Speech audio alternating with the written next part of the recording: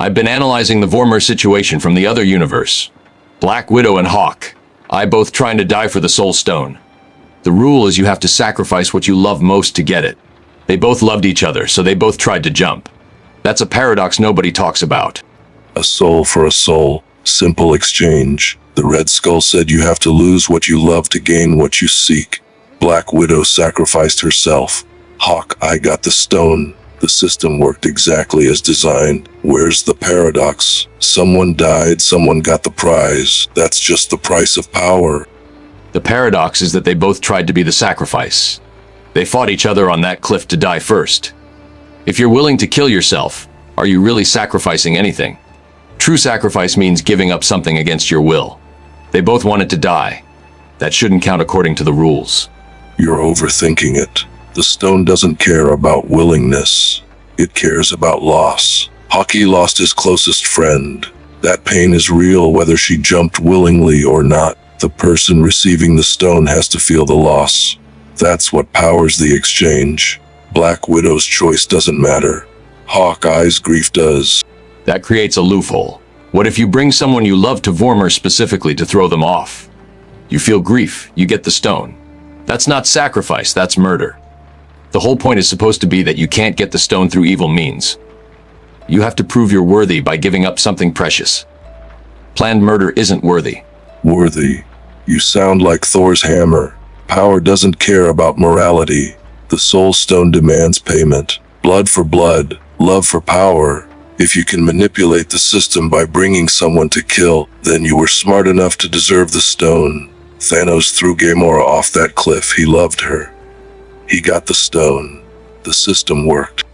Did Thanos really love Gamora, though? He kidnapped her as a child, killed her people, raised her as a weapon, then murdered her when she became inconvenient. That's not love, that's obsession and possession. The stone accepted it anyway, which means the stone's definition of love is broken. It can't tell the difference between real love and twisted ownership. The stone measures tears, not morality. Thanos cried when he killed Gamora. That's proof enough. You want some cosmic object to judge the purity of emotions. That's not how power works. The stone takes what it takes and gives what it gives. Red Skull said Thanos loved her. He was right. Love isn't always healthy or pure. It's still love. Then the system is flawed. If a monster like Thanos can get the Soul Stone by killing someone he abused for years, then the stone isn't testing sacrifice. It's just testing if you're willing to murder someone you have feelings about. That's not the same thing. Black Widow died because the system couldn't handle two people loving each other equally and both wanting to sacrifice themselves. You keep saying the system is flawed like that's some revelation. All power systems are flawed.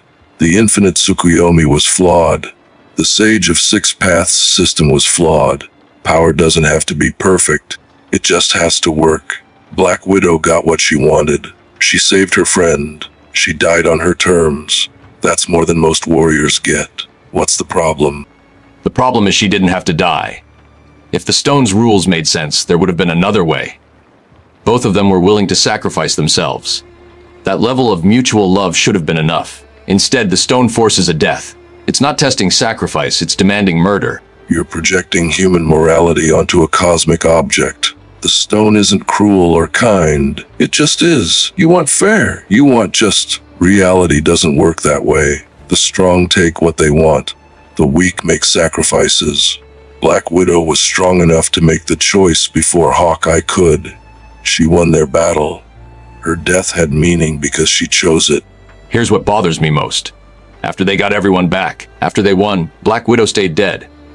Tony Stark got a funeral with everyone there. Black Widow got nothing. They didn't even try to bring her back. The stones can do anything. They rewrote reality. But apparently reversing a Vormir sacrifice is impossible. Because some deaths stick. Some sacrifices are permanent. That's what gives them weight.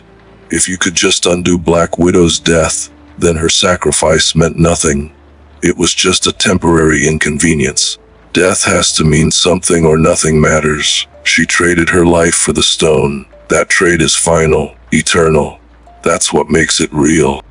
Except they undid Gamora's death accidentally. When Thanos time traveled from before he killed her, that version of Gamora came forward and survived. So Vormir deaths can be reversed, just not directly. That's inconsistent. Either the rule is permanent or it isn't. You can't have it both ways just because one death is dramatically convenient and the other isn't. That's not the same Gamora, though. The original one who died is still dead. They got a different version from a different timeline. That's not resurrection, that's replacement. Black Widow could theoretically be pulled from another timeline too, but she wouldn't be the same person.